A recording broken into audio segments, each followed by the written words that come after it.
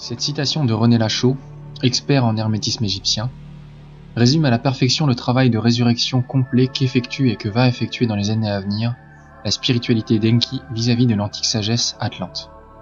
Bienvenue à toutes et à tous sur ma chaîne pour cette nouvelle vidéo intitulée « La spiritualité d'Enki ou l'Atlantide ressuscitée », que je réalise pour clarifier les choses et démontrer la petitesse et la bassesse des réflexions et des réflexes moutonniers de certains internautes.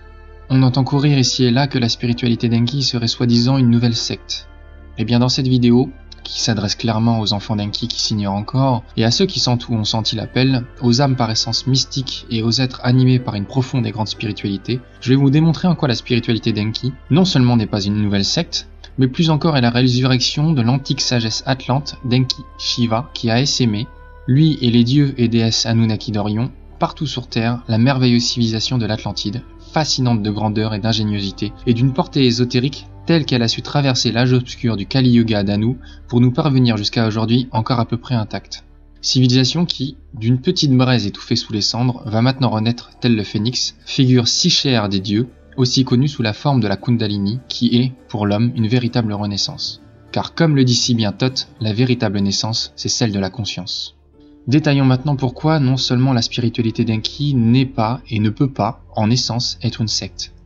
Et qui plus est une philosophie mystique de la transcendance de soi qui ne peut se laisser redescendre au rang infâme et infect de mouvements sectaires et dogmatiques comme le sont les trois systèmes religieux monothéistes d'Anu. La première des choses à absolument comprendre et intégrer, c'est le principe philosophique qui veut que chez Enki, il n'y a pas de collectif au-dessus de l'individu. C'est l'individu qui forge la base solide de la société et non l'inverse. C'est une spiritualité qui mise donc tout sur la force individuelle, sur la capacité de chacun à devenir son propre maître, son propre créateur, à arpenter son propre chemin, à trouver son éveil et à ne plus être soumis à qui ou quoi que ce soit. C'est donc un mode de fonctionnement et de pensée totalement antithétique avec la notion de secte, qui fonctionne normalement en ruche sur le collectif à outrance qui muselle et étouffe l'individu. Pour autant, cela n'empêche pas chaque individu de devenir solidaire le moment venu face à tout être ou groupe d'êtres qui viendraient à menacer les hautes valeurs et vertus de leur société. Les dieux et déesses d'Orion sont des êtres grégaires qui vivent en clan, qui aiment à mettre en avant l'originalité de chacun, de chaque clan, de chaque être, mais qui sont pour autant extrêmement soudés face au mal, quel qu'il soit, qui menace leur monde. C'est la solidité de leur cause, la légitimité de leur lutte qui ont fait leur force même jusqu'à aujourd'hui et donc leur survie jusqu'à maintenant. Deuxième point, chez Enki on avance au mérite. On travaille sur soi quotidiennement. Rien ne tombe tout cru dans le bec. Le miracle, la grâce incompréhensible et arbitraire, c'est pas Enki. Une phrase d'Enki volée par Anu qui résume très bien leur mode de pensée et donc de fonctionnement, aide-toi et le ciel t'aidera. Par exemple, un individu aux prises avec la drogue ou l'alcool, s'il effectue une demande d'aide auprès des dieux sans de lui-même commencer à mettre en place les actes qui vont l'aider à se débarrasser de son addiction, n'avancera pas, n'évoluera pas et ne sera pas aidé par les dieux. Les dieux sont très à cheval, si je puis dire, au passage un animal qui n'est pas originaire de la Terre, sur la notion de libre arbitre. Les dieux n'interviendront pas si vous ne leur demandez pas leur aide. Les seuls moments où ils interviendront, c'est si votre vie est en danger. Sinon, ils resteront en retrait pour voir comment vous allez réagir face à une situation compliquée, si vous allez vous prendre en main ou vous lamenter. Comme une lionne avec ses petits qui commencent à grandir, elle observe de loin, prête à intervenir s'il le faut, mais si par cette lutte vous en retirez une force, alors les dieux vous laisseront grandir. Il n'y a pas d'assistanat chez Enki. Encore un point totalement opposé avec la notion large de secte. Le dieu de l'hermétisme n'est pas un sauveur, un messie, nous dit René Lachaud. Le disciple d'Hermès obtient la vérité par lui-même avec son grain de sel. Il s'efforce de dégager la signification intérieure et profonde des anciens rituels qui lui permettent de retrouver la grandeur de l'ésotérisme ancien. Il refuse les maîtres qui pensent à sa place, les églises qui l'enferment dans le carcan de la foi, les philosophies matérialistes qui réduisent le monde aux dimensions d'une prison. Point suivant donc, la spiritualité d'Enki n'est pas une religion. Parce qu'il n'y a pas d'église, il n'y a pas de clergé, il n'y a pas de livre révélé, il n'y a pas de saint tout-puissant à vénérer sous peine d'être immolé, pas de commandement inviolable donné par Dieu le Père à son prophète sans la moindre explication. Nul ne pille, nul ne tue, nul ne viole, qui a en lui éveillé sa conscience, nous explique Amon, le fils d'Enki. Quelles sont donc les règles de cette soi-disant secte? Eh bien, il n'y en a pas. Il n'y a pas de commandement absolu, pas de livre saint soi-disant intouchable, inexplicable et indétrônable. La seule prérogative est de travailler sur soi quotidiennement pour atteindre son plein potentiel, pour se développer soi-même, pour retrouver l'être que nous avons été et le développer constamment, aller toujours plus loin. La seule prérogative demandée par Enki, c'est de trouver votre chemin, de vous développer individuellement et de faire croître sans cesse votre conscience. Si vous ne voulez pas travailler avec tel ou tel dieu ou telle déesse, ils n'en seront pas fâchés ou vexés. Ils en seront très certainement seulement tristes et ne feront que se détourner de vous et accorder leur temps aux êtres qui ont choisi de s'engager sur le sentier de leur évolution spirituelle. C'est une relation très unique, spécifique et intime que vous pouvez établir avec Enki, avec vos futurs guides, avec ces êtres dont le niveau de conscience est sans commune mesure par rapport au nôtre. La relation entre le dieu et l'homme passe aussi par la prière, nous dit René Lachaud. Non la béate invocation pour implorer, mais plutôt l'incantation pour attirer en nous l'invisible présence. Voyez la religion chrétienne où la prière à Dieu est une supplication, une imploration de venir en aide, de nous sauver. Les temps de méditation, la prière, l'oraison, les rituels sont autant de temps aux pétillances mystiques où vous pouvez vous connecter avec ces êtres hors du commun, tisser des liens invincibles pour vous renforcer chaque jour. La spiritualité d'Enki a donc tout d'une authentique spiritualité, puisqu'elle n'a pour but que de nous libérer de notre condition d'esclave à tout point de vue. Point suivant, il n'y a pas de prosélytisme. Enki, à plusieurs reprises, a appelé, appelle et appellera ses enfants. Libre à chacun d'entre eux ensuite d'entendre et de comprendre l'appel, d'avoir le courage de suivre leur voie intérieure, de poser un peu le cerveau gauche devenu le gardien de la prison mentale dans laquelle nous sommes enfermés, et de laisser place au potentiel, au champ des possibles, à l'hypothétique émis par le cerveau droit, celui-là même qui permit à Christophe Colomb de rêver la traversée de l'Atlantique, et à tant d'inventeurs d'oser aller plus loin que le carcan limité de nos connaissances sociétales devenues en réalité dogmes et axiomes indétrônables. Il n'y a pas de conséquences négatives si on ne rejoint pas Enki. Chez Anu, au contraire, donc dans l'islam par exemple, ou la religion chrétienne, ou pire encore le judaïsme, si on ne rejoint pas Allah, Yahvé, Jéhovah, on est damné, voué à l'enfer, à tout jamais. Chez Enki, c'est tout le contraire. Aussi, je marche moi-même à chaque vidéo réalisée sur un fil d'équilibriste, très fin car ces vidéos n'ont pas pour but de faire la promotion d'Enki, ni de vous persuader de le rejoindre. Elles ont pour objet de vous présenter mes recherches, mes conclusions et de vous inviter, seulement de vous inviter, à éventuellement poursuivre plus loin ces recherches si vous en sentez en vous l'appel. Une phrase très simple d'Enki. On adhère, tant mieux, on n'adhère pas, tant mieux. Je le répète donc, Enki ne forcera jamais personne à le rejoindre. C'est libre, en cœur et en conscience, et éveillé à la lutte qu'il mène contre Anu et le nouvel ordre mondial, qu'il tente d'installer sur notre planète, qu'il veut voir ses enfants revenir auprès de lui. Pas soumis, pas apeuré, pas forcé à le rejoindre. Ce genre d'engagement n'a aucune valeur pour lui. On rejoint Enki parce qu'on sent résonner en soi l'appel, et parce qu'au vu de notre étude, on fait donc le choix de rejoindre un camp pour s'opposer aux énergies d'Anu qui gangrènent ce monde. Point. L'hermétisme n'affirme pas, il propose, nous explique le Corpus Hermeticum. C'est une voie tortueuse que de quitter tous ces objets présents et familiers auxquels nous sommes habitués pour faire demi-tour et pour regarder les réalités antiques primordiales. Il n'y a donc pas de gourou chez Enki. Le seul vrai gourou, c'est vous et Shiva, c'est-à-dire la conscience la plus élevée qui soit. Et c'est pour cette raison qu'une fois mon travail d'information réalisé, je retournerai à mon travail spirituel car l'enjeu, actuellement, est énergétique et occulte. Je ne suis qu'un passeur d'informations et je n'effectue ce travail que pour une seule raison.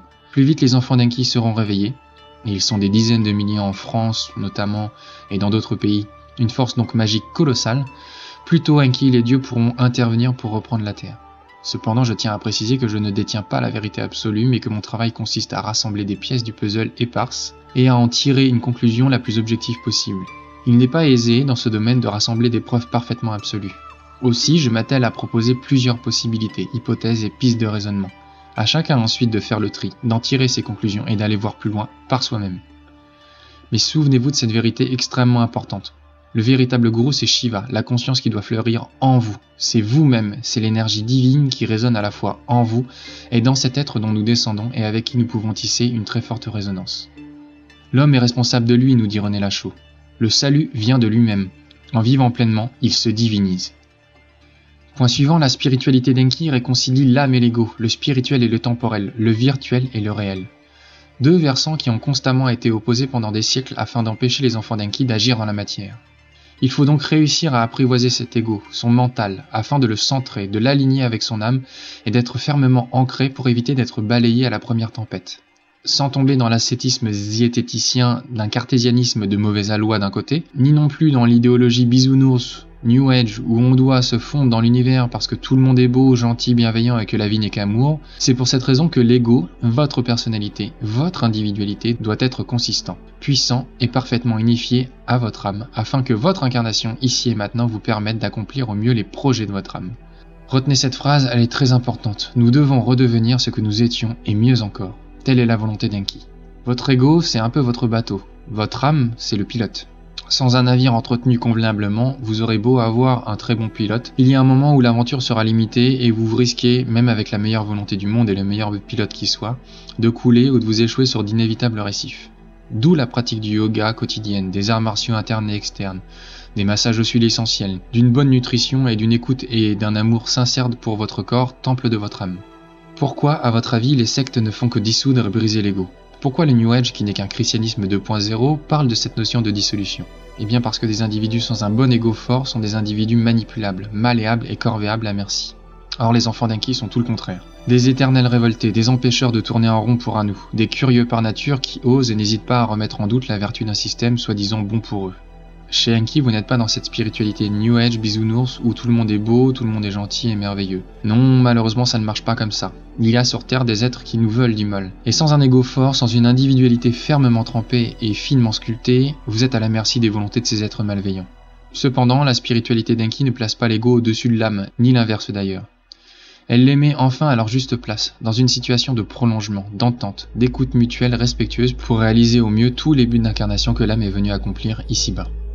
Petit point suivant, petite parenthèse au passage, une petite chose à noter, il n'y a pas d'argent. À titre personnel, personne ne m'a jamais demandé le moindre argent. Une secte sans argent, c'est une secte difficilement viable, vous ne pensez pas ? On le voit bien avec les religions chrétiennes par exemple et l'entretien de leurs monuments. Chez Enki, du temps de nos dieux, l'argent n'existait pas, car nous vivions dans un monde d'abondance.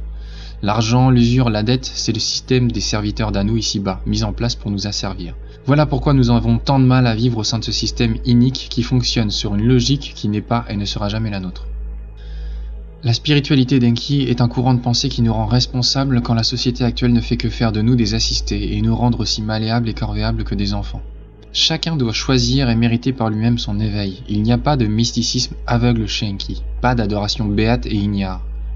Nous ne sommes pas des jansénistes s'en remettant aveuglément aux bonnes grâces d'un Dieu tout-puissant qui peut, s'il le souhaite ou non, nous élever et nous libérer quand bon lui chante selon son humeur.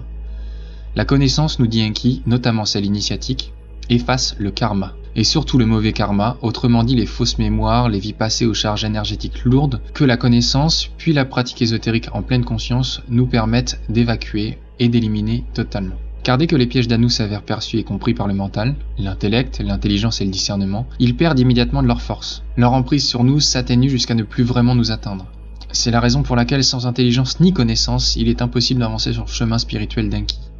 Il faut dénouer les liens, les trappes, les gouffres qu'Anu a placés sous nos pieds sans relâche pendant des vies, et que parfois nous portons comme des boulets énergétiques depuis d'innombrables incarnations. Mais une fois encore, dès que le mental a saisi comment Anu fonctionne, il ne peut plus être dupe. La victoire sur Anu se tient là aussi. Voilà pourquoi il attaque autant nos cerveaux, que ce soit le gauche comme le droit. Il nous veut débiles pour que nous ne puissions plus saisir, fût-ce même de loin, qui est vraiment Enki et plus encore qui est Shiva. Donc retenez cela. Pour pouvoir, il faut avant tout savoir. J'irai même plus loin, savoir c'est pouvoir. La place donnée à l'apprentissage, à l'éveil par l'étude, de l'astrologie, de la magie, de la manière dont fonctionnent les énergies, de la médecine occulte, etc., etc., à la prise de conscience par la connaissance, est absolument fondamentale, primordiale, essentielle chez Enki. Et c'est pour cette raison que cette spiritualité ne peut pas être une secte, parce qu'elle invite à être en perpétuelle évolution, en perfectionnement constant, et donc à ne pas s'asseoir sur quelque dogme que ce soit, dogmes qui sont les socles, la structure même de toute secte digne de ce nom. Comprenez-le bien, Enki veut que ses enfants deviennent libres et puissants, et non pas soumis à lui. Et là est toute la différence avec Anu qui lui est sectaire pour le coup. Il y a d'un côté les croyants et de l'autre les hérétiques chez lui. Exemple des musulmans qui signifient textuellement soumis à Dieu. La spiritualité d'Enki, elle se base sur une chose et une seule, la conscience et son développement, la transcendance de soi avant toute chose. Enki nous demande juste de nous développer constamment pour devenir indépendants même de lui.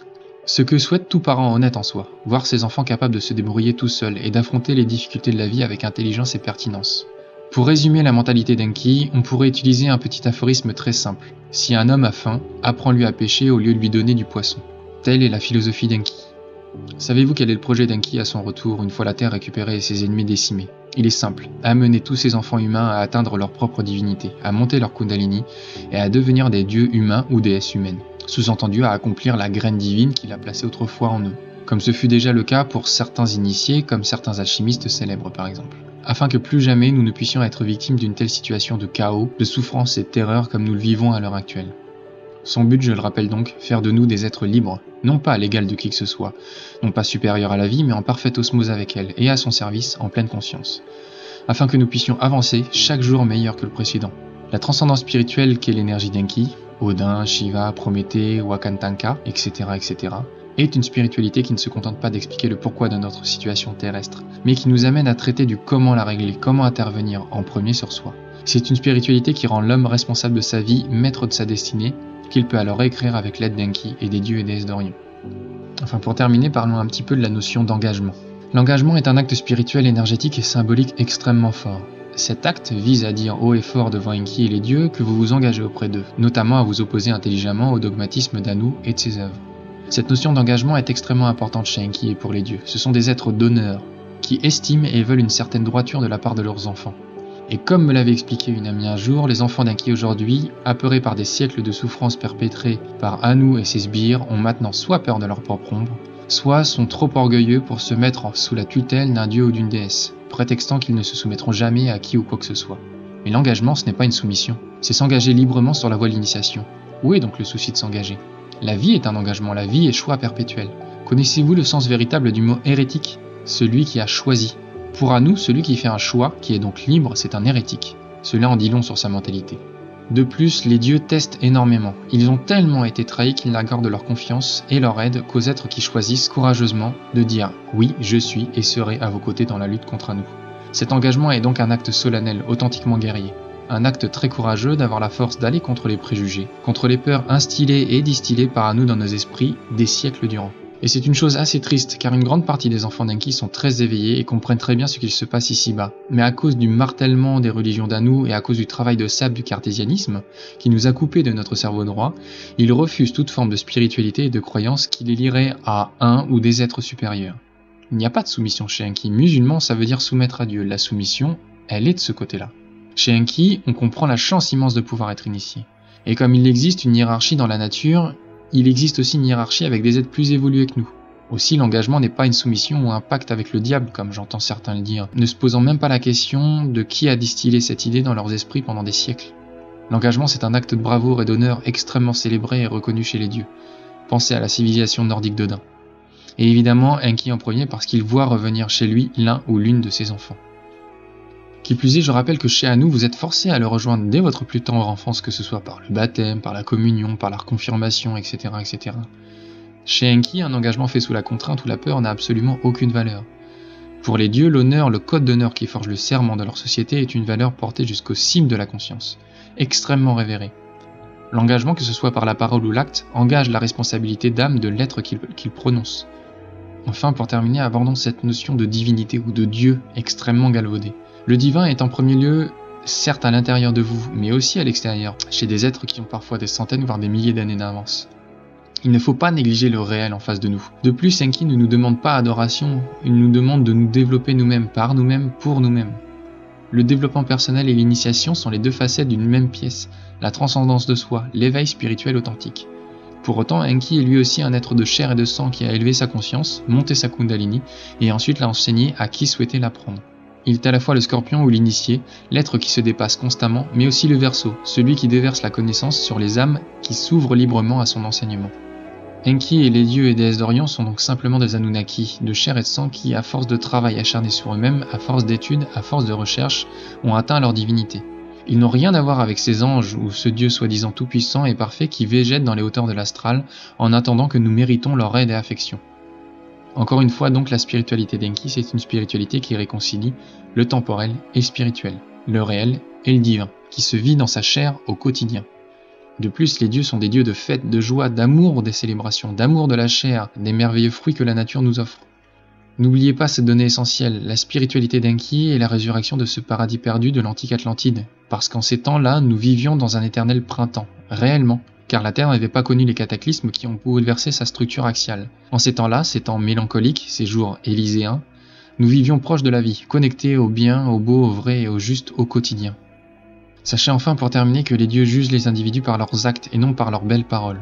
Aussi, si vous vous dites chez Enki et que vous ne faites rien pour la Terre, pour élever son énergie, pour apaiser les souffrances de la nature, pour aider à l'éveil des consciences de l'ensemble de l'humanité, de vos frères et sœurs d'antan encore endormis, alors vous n'êtes pas chez Enki. C'est une spiritualité noble qui ne reste pas perdue dans les méandres de l'idéologie ou les limbes intellectuelles de l'hypothétique.